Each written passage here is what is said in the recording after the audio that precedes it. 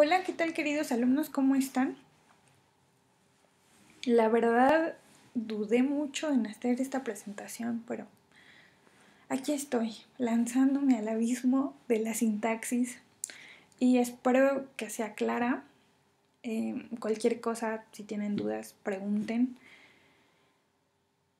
Bien, voy a dividir esta presentación en dos partes porque quiero que todo quede muy claro. Primero vamos a ver todas las partes de las oraciones, lo que lo integran.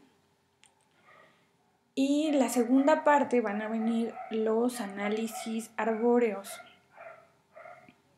¿Por qué lo hago así? Porque quiero que queden los conceptos claros. Así que memoricen, por favor, se lo suplico, de rodillas. De rodillas les pido que se aprendan todos los componentes de una oración para que en un futuro no tengan problemas. A veces es mejor estudiar antes que estudiar a la mera hora. Entonces vamos a empezar con sintaxis. El término sintagma etimológicamente, ¿recuerdan sintagma y paradigma? Bien, bueno, prosigo con la lectura. El término sintagma etimológicamente sintagma viene del griego, significa con orden, de ahí que se aplique a cualquier sucesión de elementos lingüísticos. ¿Recuerdan ustedes que el paradigma son todas esas categorías, palabras y referencias que tenemos en nuestro cerebro? ¿Recuerdan el menú que veíamos y que después el cliente pedía un sintagma? O sea, se comía un sintagma después de seleccionar lo que había en el menú. Bueno, el paradigma son nuestras opciones, en el sintagma las combinaciones. Lo que va a hacer la sintaxis es combinar todas nuestras ideas que están en la cabeza y así dar un mensaje congruente y claro a nuestra audiencia. La sintaxis se encargará de estudiar cómo se combinan las palabras y cuáles son las relaciones que se establecen entre ellas para formar una idea.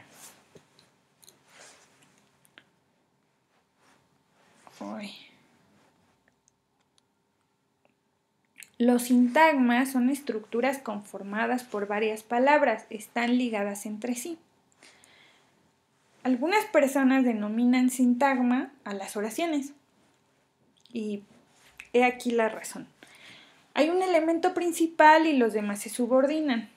Tenemos un sustantivo y entonces le vamos poniendo un adjetivo, le vamos poniendo un artículo, le agregamos un verbo, le agregamos sus complementos y entonces la idea se va haciendo más y más y más grande.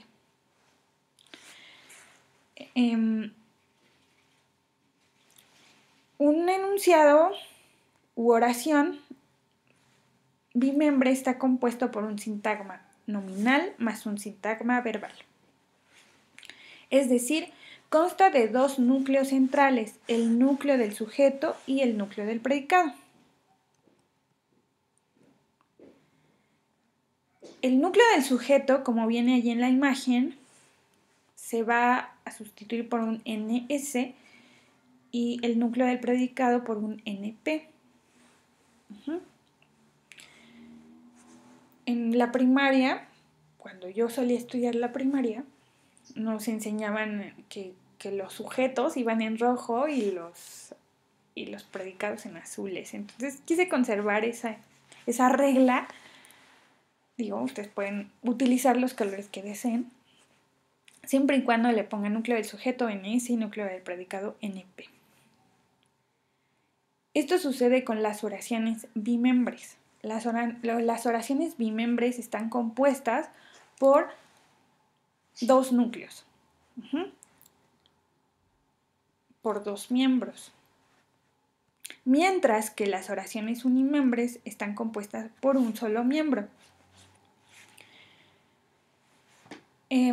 Estas oraciones están relacionadas con fenómenos físicos a veces aparece una sola palabra como silencio.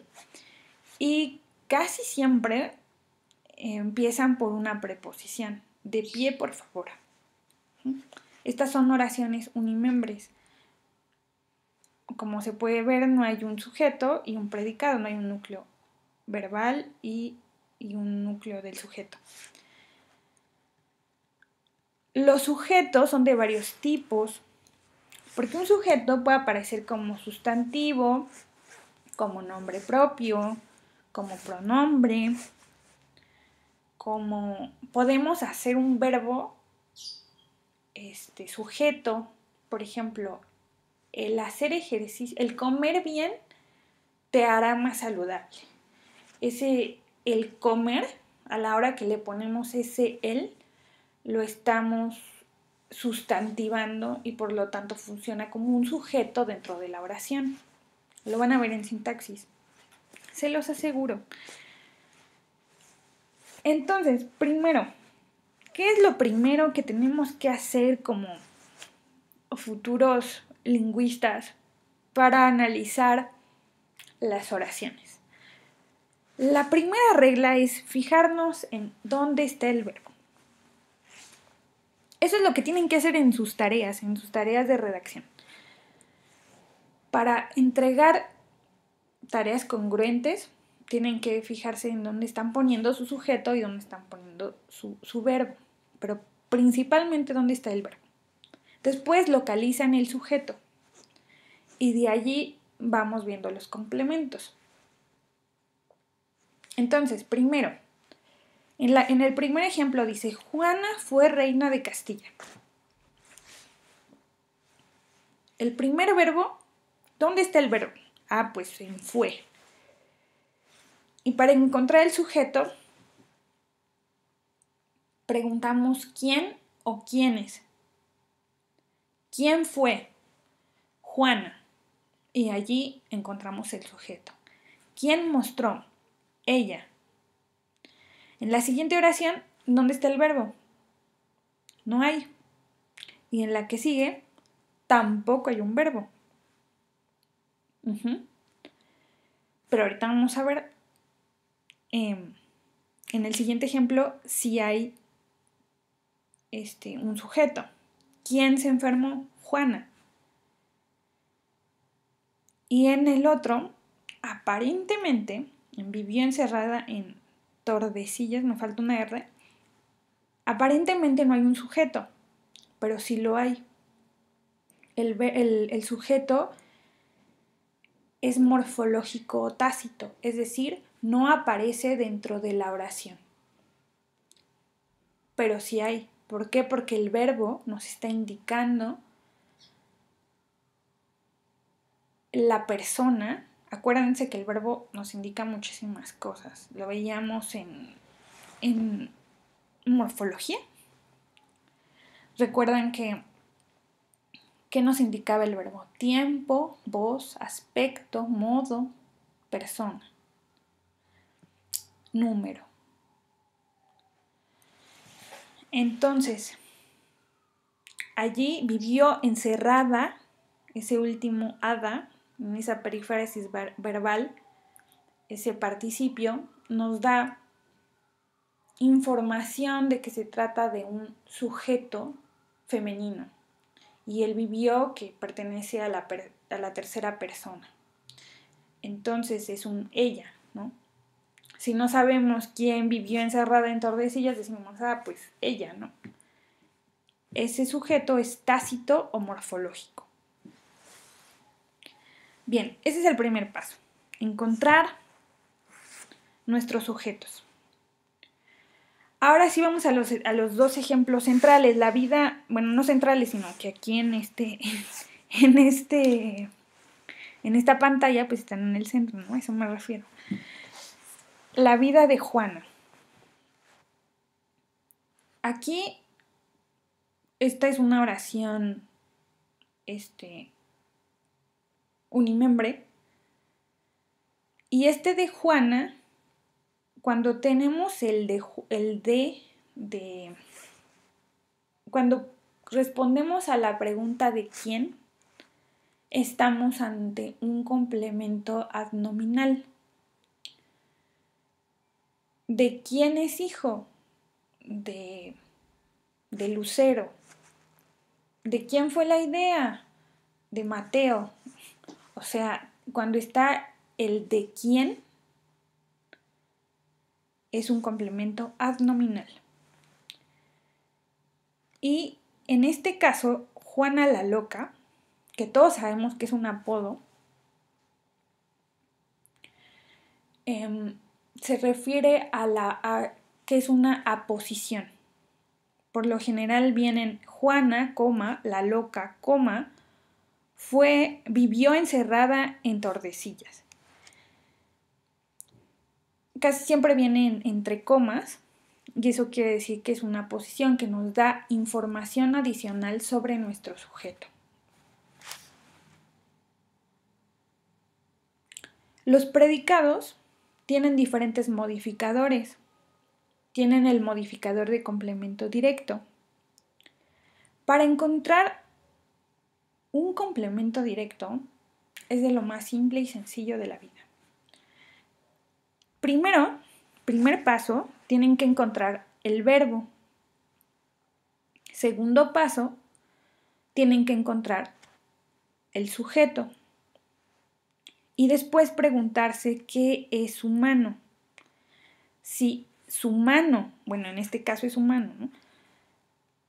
Si lo que sigue, el complemento, el predicado, se sustituye por la, las, lo y los, eso quiere decir que se trata de un complemento directo. Entonces, los reyes católicos la pedían. ¿Es un complemento directo? Sí. ¿Por qué? Porque se sustituye por la. Siguiente prueba para encontrar el complemento directo. Si podemos cambiarla a pasiva, estamos ante un complemento directo. Su mano va a pasar a ser nuestro sujeto y los reyes católicos van a pasar a ser nuestro agente dentro de la oración, los que hacen la acción. Entonces, su mano era pedida por los reyes católicos, la pasamos a pasiva. Y entonces, efectivamente, su mano es un complemento directo. Espero haya quedado claro. El complemento indirecto se sustituye por le y les.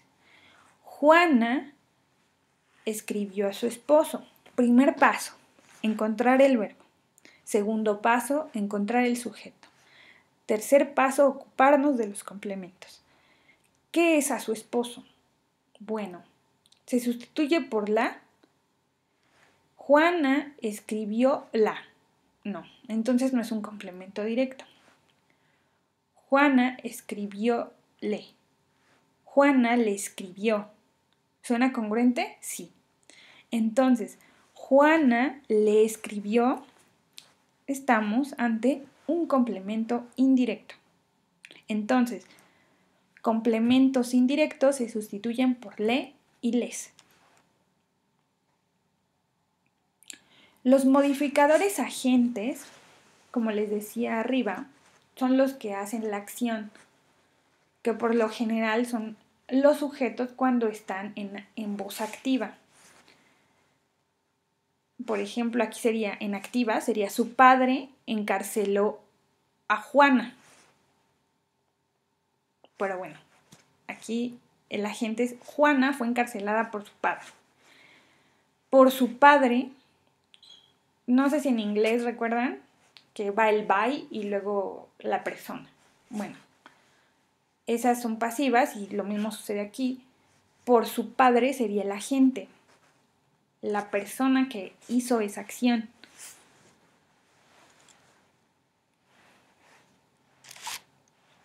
Y casi siempre responde a la pregunta ¿por quién? Entonces, o ¿por quiénes?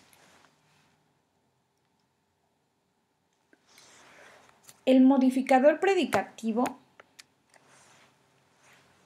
es muy interesante porque el predicativo, bueno, como regla general, después de los verbos copulativos ser, estar y parecer, sigue un predicativo.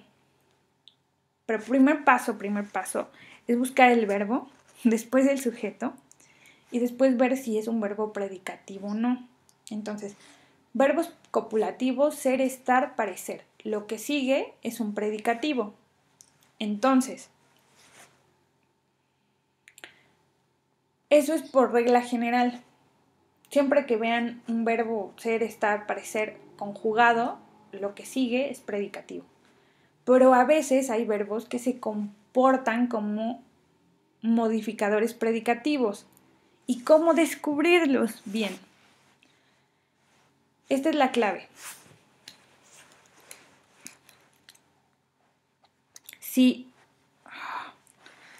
Si ustedes ven que este predicado se relaciona directamente con el sujeto, o sea, Juana es rubia, entonces quiere decir, o sea, si el predicado afecta al sujeto y el sujeto al predicado, quiere decir que están en una relación de predicativo. Es un modificador predicativo, siempre y cuando se modifique, o sea, siempre y cuando estén relacionados. Espero haberme dado a entender. Si no, de verdad, o sea, si tienen dudas, díganme y trataré de buscar la forma más adecuada para explicarles. Los modificadores circunstanciales son de varios tipos. Miren, aquí está. Juana, bueno, primero un primer paso. Verbo. Murió. ¿Quién? Juana. Juana, ¿qué es la loca? Ah, pues la loca es una posición. Bien. ¿Dónde murió? Ya tenemos un complemento circunstancial del lugar.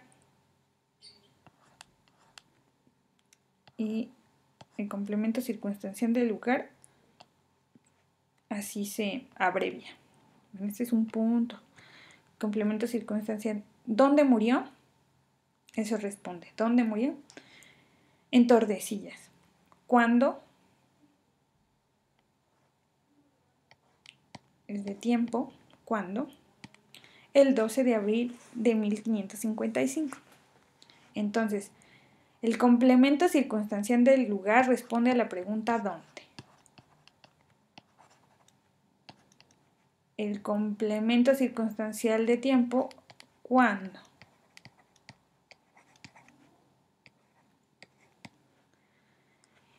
Y tenemos el complemento circunstancial de instrumento, ¿con qué? Bueno, va separado, es que creo que no. Y complemento circunstancial de modo, ¿cómo? Así podemos identificar todos los complementos. Los complementos circunstanciales, bueno, los modificadores circunstanciales.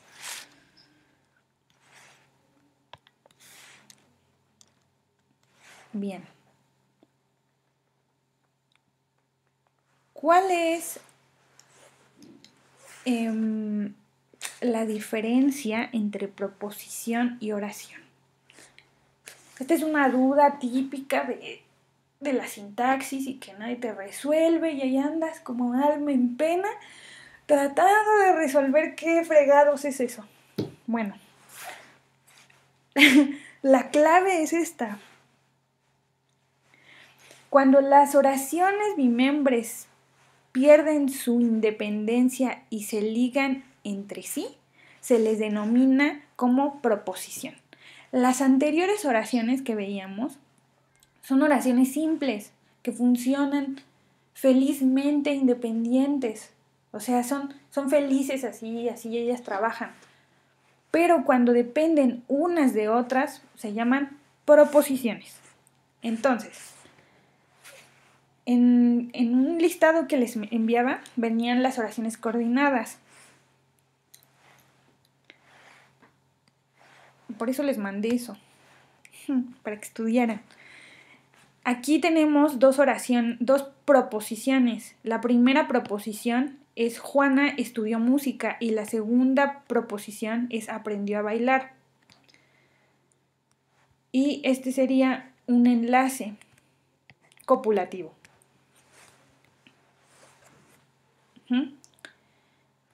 Este y está relacionando dos oraciones que en un principio eran independientes. Aprendió a bailar, era independiente.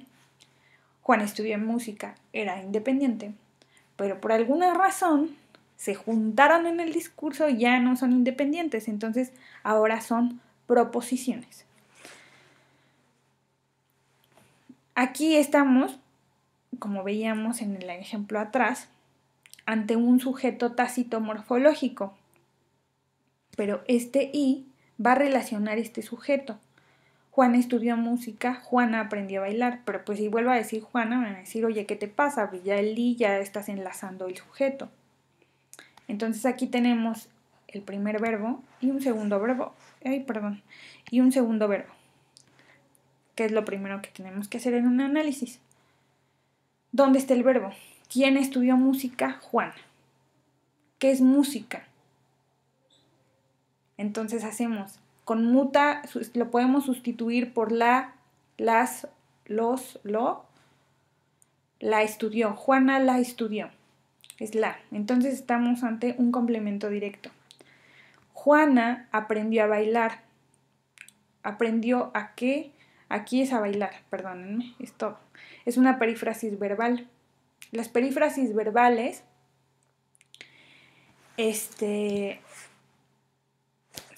las perífrasis verbales unen verbos. Cuando vean muchos verbos así juntos, es una perífrasis verbal y los analizamos como tales, como perífrasis. Pero como yo me guié estudió y aprendió, aquí tenemos aprendió a bailar, se analiza todo junto como un núcleo verbal.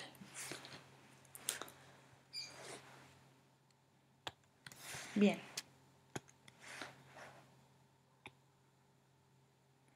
Clasificación de las oraciones simples. Bien.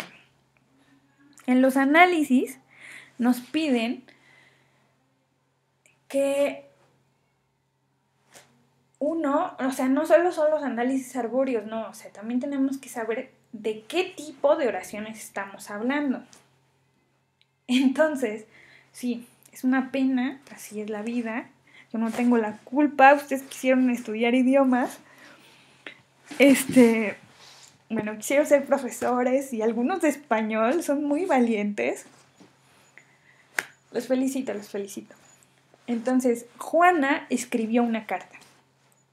Cuando hay un complemento directo, Juana la escribió, estamos ante una oración transitiva. Las oraciones transitivas, admiten complementos directos. En la siguiente oración, Juana la loca vivió en España.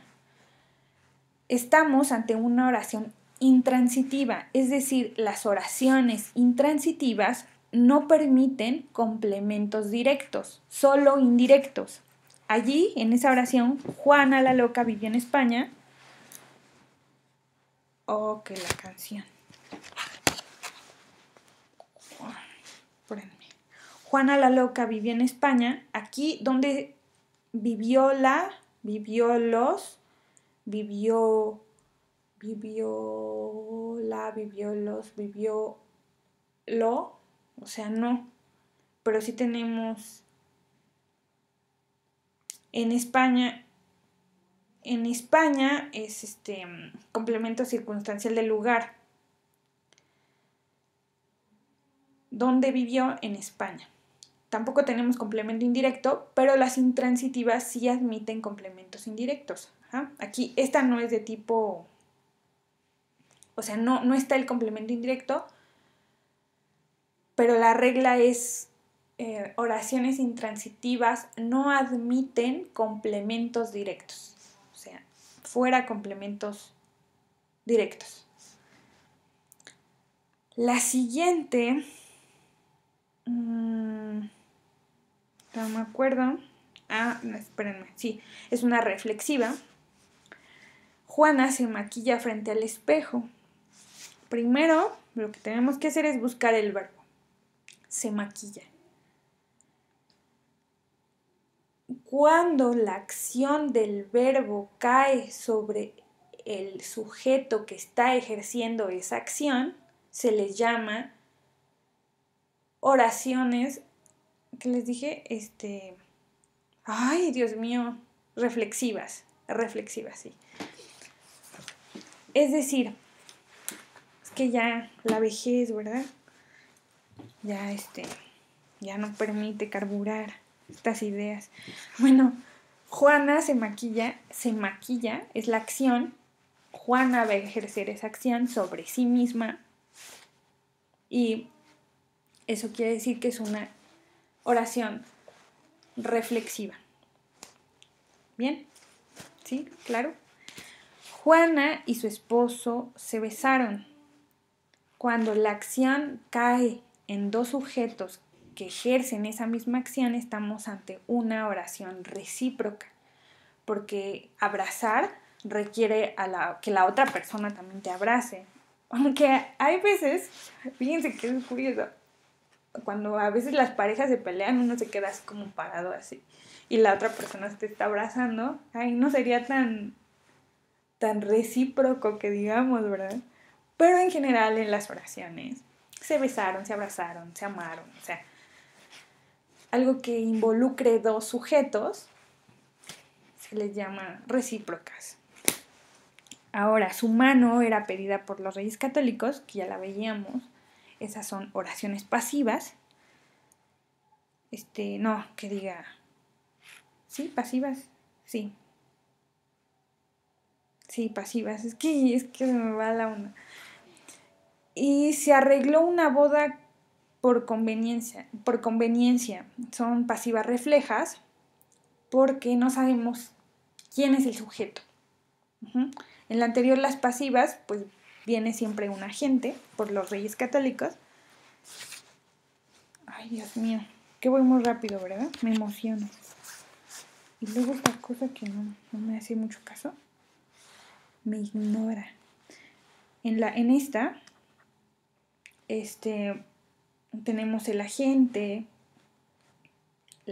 el verbo en pasiva, entonces estamos ante una oración pasiva. Pues estas ya creo que han quedado más claras que nunca porque las vemos mucho en inglés.